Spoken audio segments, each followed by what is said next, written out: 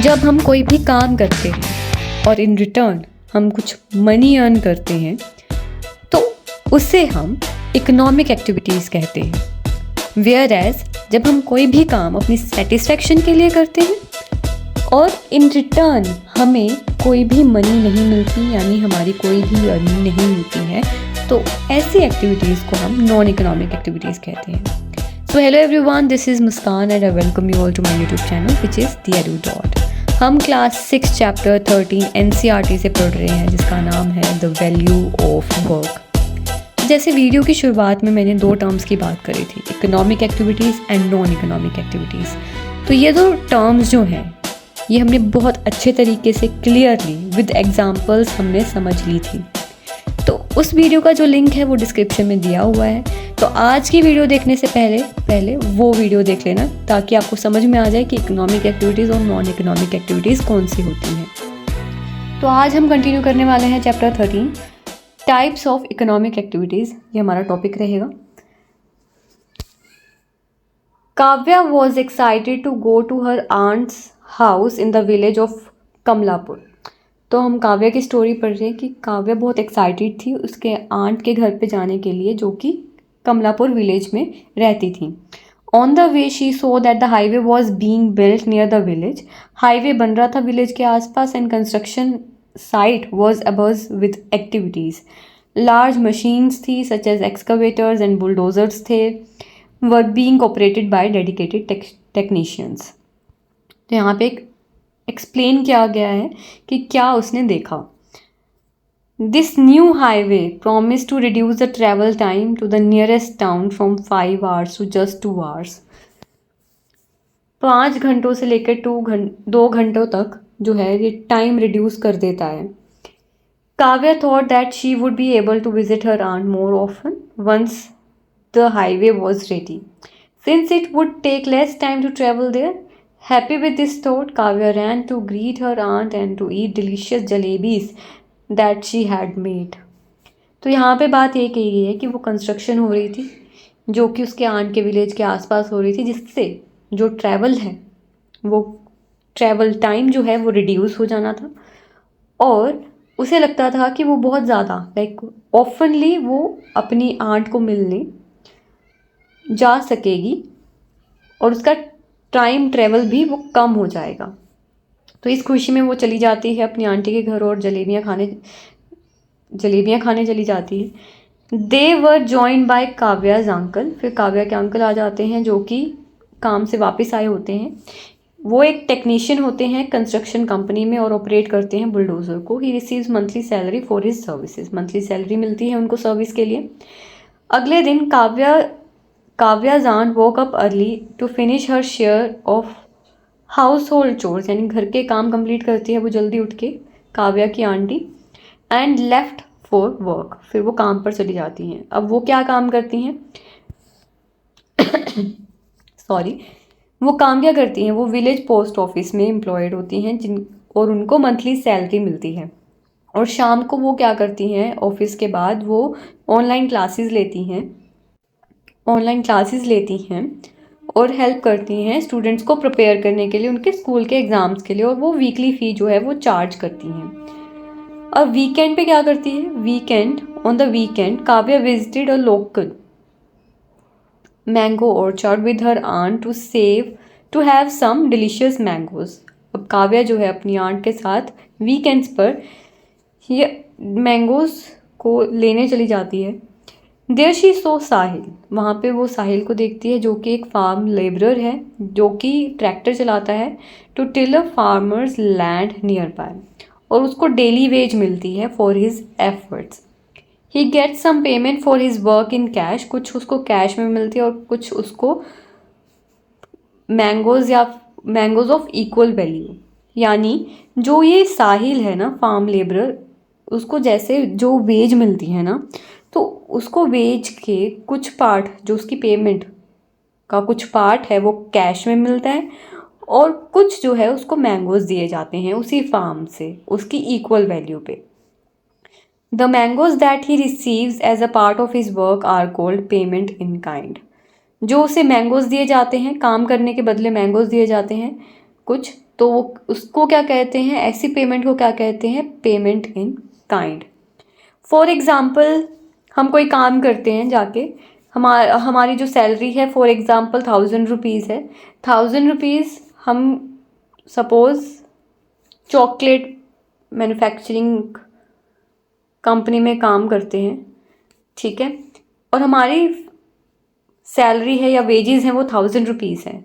तो अब ये चॉकलेट कंपनी क्या करती है, हमें 700 रुपीज़ जो है वो कैश में दे देती है, और बाकी के जो 300 रुपीज़ हैं तो इसके इक्वेंट हमें चॉकलेट प्रोवाइड कर देती है, जो वो चॉकलेट मैन्युफैक्चर करती है।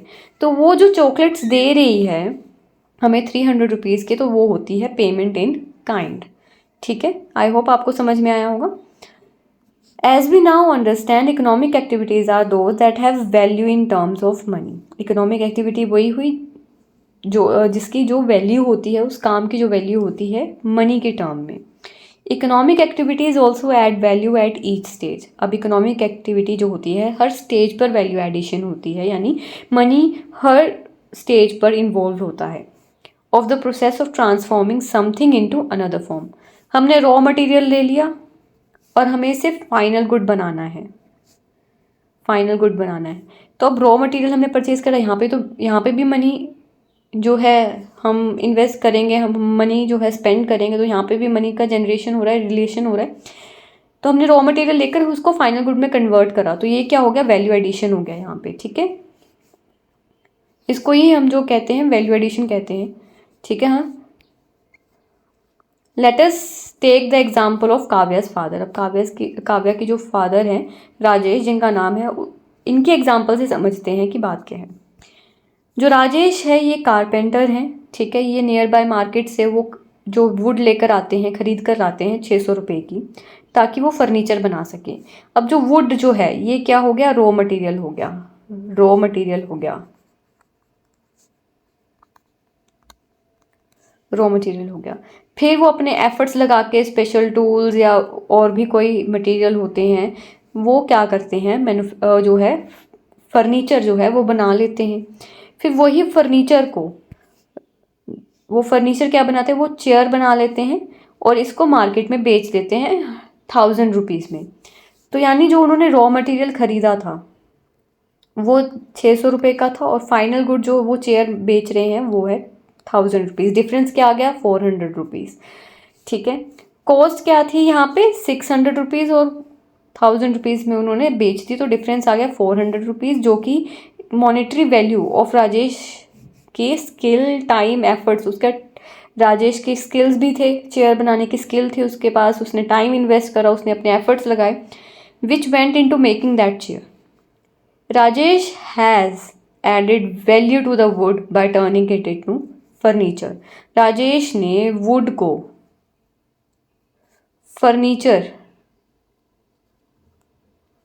में कन्वर्ट करा, तो ये क्या हो गया, वैल्यू एडिशन हो गया। From buying the wood to selling the chair, these activities involve payment. अब वुड खरीदने के लिए भी पैसा लगा, फर्नीचर बेचने के लिए भी पैसा लगा, तो ये क्या हो गई, इकोनॉमिक एक्टिविटीज हो गई। Let us explore. तो यहाँ पे बेसिकली क्या करना है, हमें बताना है, टिक लगाना है कि कौन सी इकोनॉमिक एक्टिविटी है और कौन सी नॉन इकोनॉमिक एक्टिविटी है। Basically put a tick against those activities, professions that you think create monetary value. Monetary value वही एक्टिविटीज़ क्रिएट करती हैं जो कि इकोनॉमिक एक्टिविटी होती हैं, तो हमें ये टिक करना है। You can add 2 activities and examples of money related to value creation to the empty row at the end, ठीक है। यहाँ पे example of money related value creation. The importance of non economic activities. हमने economic activities समझ लिया जहाँ पे money value होती है किसी भी स्टेज में, ठीक है। अब नॉन इकोनॉमिक एक्टिविटीज़ की इम्पोर्टेंस क्या है। इकोनॉमिक एक्टिविटीज़ में तो हमें पता चल गया कि हमारी कोई अर्निंग होती है, हम वर्क को एक्सपेंड कर पाते हैं, हम अपनी लिविंग को अच्छा बेटर बना सकते हैं इकोनॉमिक एक्टिविटीज़ से। लेकिन नॉन इकोनॉमिक एक्टिविटीज़ में तो हमें पैसा मिल ही नहीं रहा, तो अब इसका बेनिफिट क्या है, इसकी इम्पोर्टेंस क्या है, लोग क्यों नॉन इकोनॉमिक एक्टिविटीज़ में परफॉर्म करते हैं या एंगेज होते हैं, क्यों होते हैं। वाइल नॉन इकोनॉमिक एक्टिविटीज़ में नॉट इन्वॉल्व मनी, पैसा इन्वॉल्व नहीं होता, the value they generate is important in our lives, लेकिन फिर भी जो वो वैल्यू जनरेशन होती है वहाँ पे वो इम्पॉर्टेंट होती है हमारी लाइफ के लिए, हमारी लाइफ के लिए। तो सबसे पहली इंपॉर्टेंस है सेवा, selfless services. We see seva in many places such as temples, gurudwaras, mosque, church. ठीक है, फॉर इंस्टेंस हम लंगर देखते हैं, और या फिर कम्युनिटी किचन्स होते हैं गुरुद्वारा में, जहाँ पे हम क्या करते हैं, फूड को सर्व करते हैं हर विजिटर के लिए फ्री में। ठीक है, लंगर हमें पता ही है। These practices foster a sense of satisfaction and gratitude. अब ये जो एक्टिविटीज़ होती हैं ये कुछ ना कहीं सेटिस्फैक्शन लेकर आती हैं और एक ग्रेटिट्यूड की फीलिंग लेकर आती हैं for what we have, and they are also a way of contributing to the society. अब ये जो एक्टिविटीज़ होती हैं ये कॉन्ट्रीब्यूट भी करती हैं सोसाइटी की तरफ without expecting anything in return. हमें कुछ एक्सपेक्टेशंस ही नहीं है। ठीक है, हम कुछ एक्सपेक्टेड नहीं रखते, बस हम सर्व करते हैं सोसाइटी को।